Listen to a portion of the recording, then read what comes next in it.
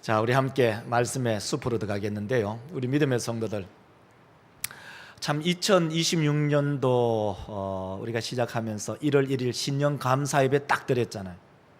딱 출발했는데 얼마나 빨리 갔는지 벌써 6개월이 1년의 절반이 다 가버렸어요. 정말 그 속도는 어떻게 보면 하루하루는 왜 이렇게 하루가 오늘 지겹지? 오늘 하루가 왜 이렇게 힘들지? 하는데 그 모든 시간이 다 지나고 6개월이 확 지나버렸어요. 마치 타임머신을 타고 딱 도달한 것이 7월 첫째 주 같이 딱 느껴져 버린 거예요. 얼마나 빨리 가는지. 그래서 그 세월을 쏜살 같다는 거죠. 활을 막 쏴버리면 손살같이 지나가는 거. 현대 문명이 발달해서 우리는 서울 가려면 KTX 있습니다. 서울까지 거리가 300km 정도 되는데요, KTX가 약 평균 한 180km 달립니다. 그러면 우리 동대구역에서 서울역까지 가는데 2시간이 채 안 걸립니다. 1시간 50분 정도 주파해버립니다. 얼마나 빨리 가는지. 이 세월이 그만큼 빨리 간다는 겁니다. 세월이 빨리 가다 보니까 우리 성도님들의 삶 속에서도 우리의 삶이 너무나 빨리 돌아가는 것 같아요. 그래서 우리는 하나님의 은혜에 감사할 수 있는 그런 시간적 여유가 없어요. 마치 이겁니다.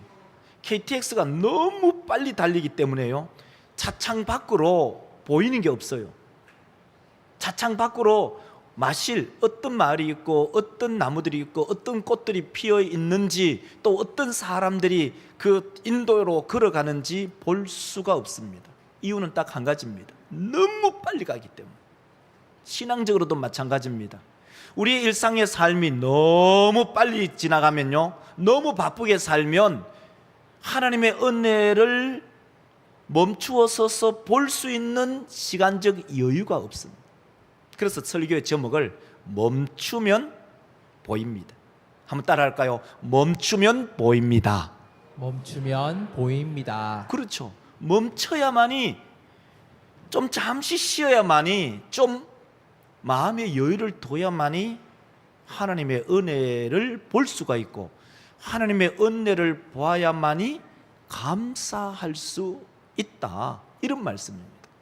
오늘 본문 말씀은 골로새서 3장 15절에서 17절의 말씀인데요, 이 골로새서는요, 사도 바울이 로마 감옥에, 감옥은 일종의 가택연금입니다. 가택연금을 당하면서 거기에 골로새서, 빌립보서, 에베소서, 빌레몬서 이 4권의 옥중 서신을 썼는데 그 중에 한 권이 바로 골로새서입니다. 이 골로새서, 이 골로새서 지도를 보면 이 골로새가 어디에 있는지 볼 수가 있어요. 보세요. 이 골로새 이제 터키, 지금 말하면은 터키죠. 터키 지역에 바로 이 골로새 지역이 있어요.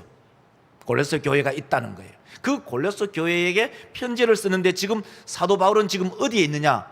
로마에 있어요. 사도행전 28장 30절을 읽어보면은, 자, 사도행전 28장 30절 여러분 빨간 글씨를 읽으시면 됩니다. 바울이 온 이태를 자기 셋집에 머물면서 자기에게 오는 사람을 다 영접하고, 온 이태, 만 2년을 자기 셋집이 뭐예요? 여러분, 지금은 여러분 자가 다 가지고 계시잖아요. 옛날에 신혼생활 딱 할 때 셋집부터 살으신 분도 있잖아요. 그 세가 뭐예요? 월세 내는 거잖아요. 내 집 아니고 돈 내서 렌탈비를 내서 그 집에 사는 이 사도 바울이에요. 제수인데 로마 시민권을 가지니까 완전히 감옥에 때려 넣지는 않고, 당신이 로마 시민이니까 재판 계류 중이니까 일정 부분 자유를 준 거예요. 그래서 그 셋집에 내 돈을 내어서 렌탈을 해서 그 집에서 살았는데, 무려 2년 동안 살았는데 여기에서 4권의 편지를 쓴 것이 오늘 본문 중에 하나인 이 골로새서 편지다, 이런 말이에요. 여러분, 어쨌든 간에 그 감옥이 완전히 콩밥 먹는 그런 감옥, 막 지하 감옥이 아니라도 여러분, 내가 집 밖을 못 나간다, 여러분은 여러분의 가택연금이 되어서 집 밖을 못 나가는데 거기에 감사나 기쁨이나 찬양이 있겠냐 이런 말이에요. 근데 사도 바울은 이 가택연금을 당하면서도 사도 바울은 거기에는 기쁨과 찬양과 감사, 그 중에서도 오늘은 우리 맥주 감사제니까 감사에 초점이 있어요. 감사하는 사도 바울 뿐만 아니라 골로새 교회를 향해서도 골로새 교회들아, 너희 성도들아, 너희들도 감사해라. 사도 바울이 그 얘기를 하고 있어요. 자, 그래서 여러분 사도 바울이 오늘 골로새 3장 15절, 16절, 17절을 그 구구절절마다 감사란 말을 하고 있어요. 15절 한번 읽어보실래요? 보세요. 골로새 3장 15절 보면은 너희는 또한 감사하는 자가 되라. 16절 신령한 노래를 부르며 감사하는 마음으로 하나님을 찬양하고 17절 그를 힘입어 하나님 아버지께 감사하라. 사도 바울은 오늘 우리가 본문 15절, 16절, 17절을 선택했는데 이 15절, 16절, 17절, 9구절절마다 하는 말이 뭐냐? 감사라. 아니 감사할 수 있는 환경 같으면 얼마든지 감사하죠. 어느 날 갑자기 목사가 로또를 10억 맞았다. 좀 적나요? 여러분 별로 10억은 용돈처럼 쓰니까 별로 적은 모양인데 한 100억 맞았다. 그럼 목사가 감사할까요? 감사 안 할까요? 여러분 본인은 안 맞았다고 기분 상하신 모양인데 만약에 여러분이 100억을 맞았다. 그럼 감사할까요? 안 할까요? 감사하지요. 내가 감사할 일이 있어서 감사하는 것은 당연하죠. 근데 감사할 환경이 아님에도 불구하고 사도 바울은 본인도 감사할 뿐만 아니라 이 편지를 받는 골로새 성도들에게도 너희들에게도 감사하라 그 얘기를 합니다. 그러므로 우리 모든 믿음의 권속들, 우리 성도들의 심령 가운데 하나님 앞에 어떤 상황 속에서도 감사할 줄 아는 우리 성도들이 되시기를 주의 이름으로 축복합니다. 아멘. 자, 그러면은 감사의 첫 번째, 감사의 원천이 어디에 있는가? 감사는 밖으로 나타나는데 그 감사의 근본의 원인이 어디에 있을까? 사도 바울은 그 감사의 원천의 시작을 이렇게 얘기합니다. 오늘 본문 말씀 15절 보면 이렇게 말하죠. 자, 그리스도의 평강이 너희 마음을 주장하게 하라. 너희는 평강을 위하여 한 몸으로 부르심을 받았나니 너희는 또한 감사하는 자가 되라. 감사의 그 원천이 어디에 있느냐? 평강에 있구나. 근데 그 평강은 어떤 평강이냐? 그리스도의 평강이. 그래서 이것을 그 15절을 초두를 사역하면 이렇게 사역할 수가 있어요. 자, 15절을 먼저 읽고요. 보세요. 그리스도의 평강이 너희 마음을 주장하게 하라. 이것을 설교자의 사역으로 하면 이렇게 번역할 수 있어요. 사역을 하면 그리스도에게 속한 평강이 너희 마음을 어떻게 하라고요? 지배하게 하라. 근데 그리스도의 그 평강이, 그리스도 안에 있는 그리스도만이 주시는 그 평강이 내 마음을 딱 지배하는, 거기에서부터 이 감사의 원천이 솟아나는 거예요. 우리가 인생을 살면서 평강만이 있나요? 우리가 인생을 살면서 거기에는 두려움도 있고 무서움도 있고 고통도 있고 불평도 있고 불만도 얼마든지 있어요. 근데 이 사도 바울은 감사하라고 했는데 그 감사의 그 원천이 어디에 있느냐? 그리스도의 평강으로부터 솟아난다는 거예요. 그리스도의 평강이 우리의 마음을 딱 지배하면 그게는 감사의 마음이 일어난다는 겁니다. 이것을 다르게 한번 표현하면 강원도 태백시에 가면은 황지 연못이 있어요. 여러분 꼭 한번 기회가 된다면 일부러 한번 가보십시오. 저도 일부러 한번 가봤어요. 일부러 한번 가보니까 거기에 연못이 3개 있어요.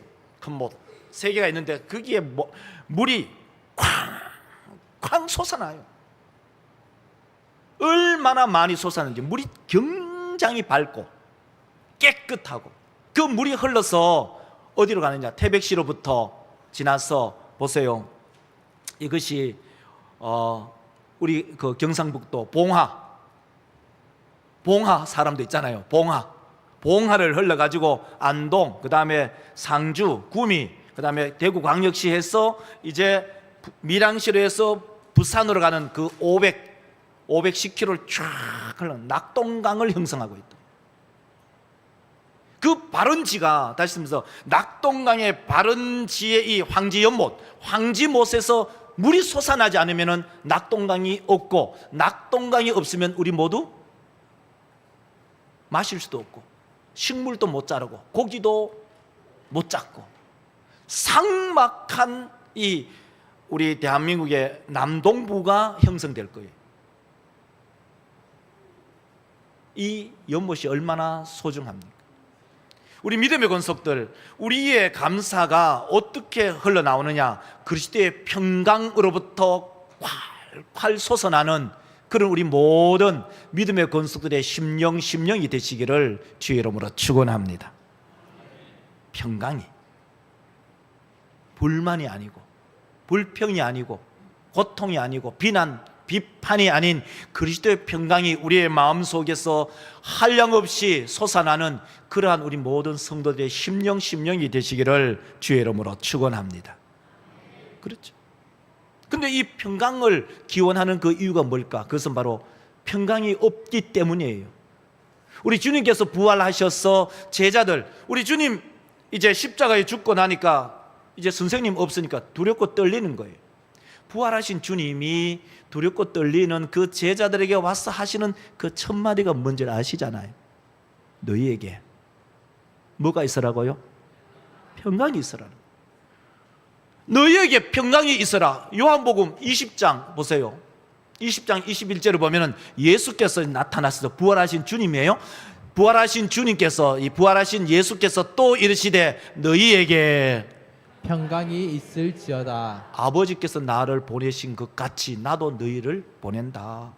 너희에게 평강이 있어라. 왜? 평강이 없기 때문에. 뿐만 아니라 데살로니가후서 3장 16절을 읽어보면 이렇게 말합니다. 평강의 주께서 친히 때마다 일마다 너희에게 평강을 주시고 주께서 너희 모든 사람과 함께 하시기를 원하노라. 우리의 때마다, 일마다, 우리가 하는 그 모든 시간 안에와 우리가 하는 모든 일 안에 그리스도의 평강이 있기를 사도 바울은 기원하고 축복합니다. 그래서 오늘 본문 말씀 15절을 읽어보면 우리는 이렇게 읽을 수가 있어요. 그리스도의 평강이 너희 마음을 지배하게 하라. 너희는 평강을 위하여 한 몸으로 부르심을 받았나니 너희는 또한 감사하는 자가 되라. 그러니까 우리가 본문을 알 수가 있죠. 우리가 감사의 그 원천이 어디인가를 알 수가 있어요. 그것은 그리스도께서 주시는 평강이 있을 때, 그러면은 그 평강 속에서 그 감사가 확 솟아나는 거죠. 오늘 우리 모든 믿음의 권속들의 심령 가운데 그 감사가 어떻게, 감사의 그 원천이 어디에 있느냐? 그리스도의 평강에 있음을, 우리 주님이 우리 가운데 주시는 그 평강에 있음을 기억하고 우리 모든 성도들이 평강의 원천을 누리시기를 주의 이름으로 축원합니다. 그럼 두 번째로, 그러면 이 평강은 우리 속에서 그리스도 안에서 나타나는데, 그러면 이 평강을 통해서 감사가 밖으로 보여지는데, 그러면 감사는 어떻게 자라는가? 우리 믿음의 성도들, 감사는 어디에서부터 오는가? 감사는 평강에서부터 오잖아요. 그것은 예수 안에서 있는 그 평강인데, 그것이 단회적이거나 때로는 단편적인 것이 아니라 계속적이고 지속적인 거예요. 그 평강은 계속적이고 연속적인 걸 가지고 있어요. 그러면 이 감사가 점점 자랄 수 있는 그 방법이 뭐냐? 그 방법은 바로 하나님의 말씀이 우리 가운데 풍성이 그할 때만이 이 감사가 점점 자라는 거예요. 오늘 본문 말씀 한번 읽어볼래요? 16절을 읽어보면 이렇게 말합니다. 그리스도의 말씀이 너희 속에 풍성히 거하여 모든 지혜로 피차 가르치며 권면하고 시와 찬송과 신령한 노래를 부르며 감사하는 마음으로 하나님을 찬양하고. 그렇구나.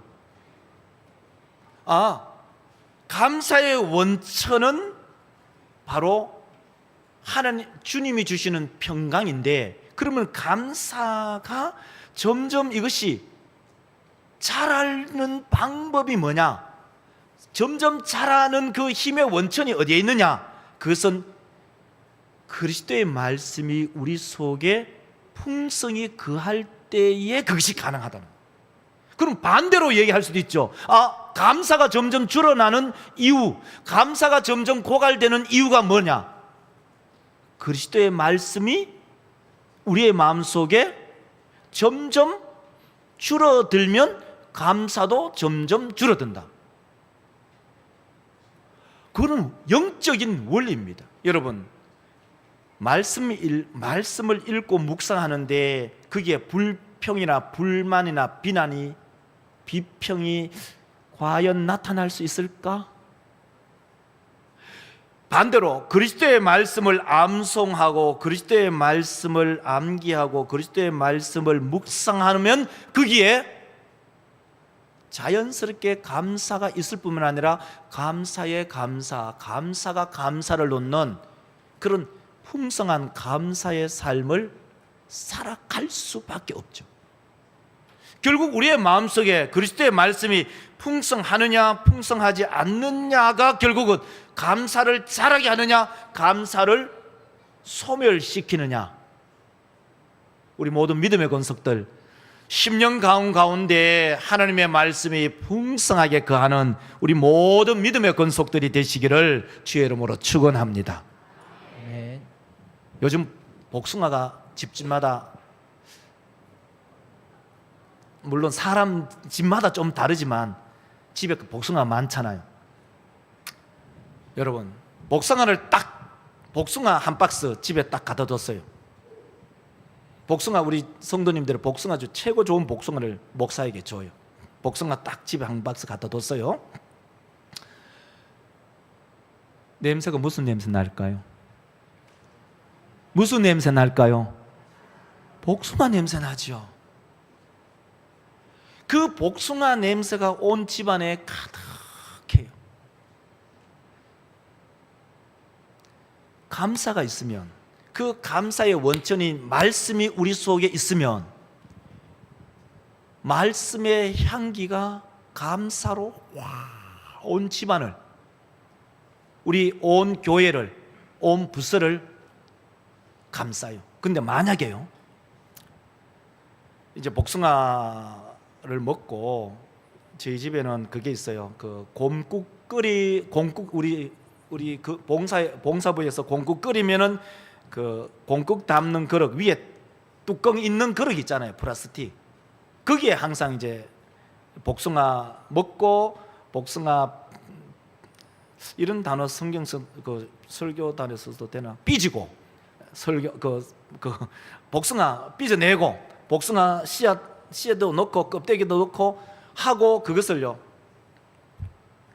하룻밤 자고 일어나서 새벽기도 가서 복숭아 먹고 복숭아 껍데기나 씨앗을 거기에 넣으려고 딱 열면 냄새가 어떤 냄새 나는지 알아요? 썩은 냄새 나요. 악취가 난다는. 얼른 놓고 닫아버려. 제가 드리고 싶은 말은 뭐냐면요, 좋은 복숭아는요, 하나님의 말씀이 풍성한 복숭아, 다른 말 하면 하나님의 말씀이 우리 마음에 풍성하면요, 그 사람의 입에서 향기가 나고 그 사람의 행동에서 향기가 나고 그 사람의 모든 삶이 복숭아처럼 하나님의 말씀의 그 향기가 물씬 나요. 반대로 반대로 우리의 마음속에 하나님의 말씀이 암기되지도 않고 암송되지도 않고 묵상되지도 않으면 우리 입에서 나오는 게 뭐냐? 뻔할 뻔짜이 비난과 비판과 원망과 질투와 시기가 우리의 삶을 압도해버리는, 우리의 삶을 지배해버리는 거죠. 우리 모든 믿음의 권속들, 그러므로 우리의 마음속에 하나님의 말씀이 풍성하시기를, 마치 우리의 실생활 속에 우리 집에 좋은 최극상품 복숭아 신비 한 박스, 아니면 신선 한 박스 딱 갖다 놓은 것처럼, 그런 복숭아가 우리의 심령 가운데, 하나님의 말씀이 우리 건속들의 심령 가운데 거주하기를 주의 이름으로 축원합니다.